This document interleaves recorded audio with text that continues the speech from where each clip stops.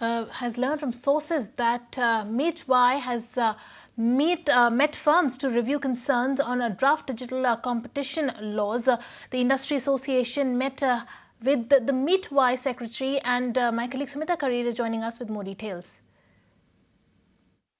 Yes, in fact, we're learning from our sources that a meeting happened yesterday with the Secretary of IT and Electronics, Mr. S. Krishnan, and he met with several industry stakeholders as far as the proposed legislation on digital competition law is concerned, all of whom shared their concerns and shared their views on this proposed regulation. In fact, overall, the industry has largely been divided, with big techs speaking against the legislation, stating that this will curb innovation and investment, and startups, on the other hand, hailing this as something that will bring in transparency, that will bring in fair competition as well. In fact, we're learning that several industry bodies as well attended this meeting, including CCI, MCA, ADIF, and PACC, AOI, all of whom attended that meeting.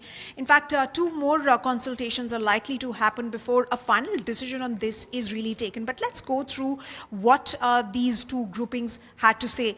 So IAMI, for instance, said that this proposed regulation would stifle innovation in the sector, stifle investment in the sector. Also, it stated that the dual whammy of legislation, basically, because there is a Competition Act that exists as well, will stifle, like I said, innovation and investment in the sector. It also stated that there is no regulation needed, especially because the Competition Act is already there, and IT laws which can be amended to bring in the necessary changes. But on the other hand, ADIF, which is the Alliance of Digital India Foundation, also representing the interests of several startups, it hailed this legislation that it will ensure fair competition and will rein in big tech and will strike a fine balance between innovation and fair competition. So the Digital Competition Act, the draft of which was introduced this year, it is, according to what industry sources tell us, it is modeled around a European Union's Digital Market Act 2022. It bats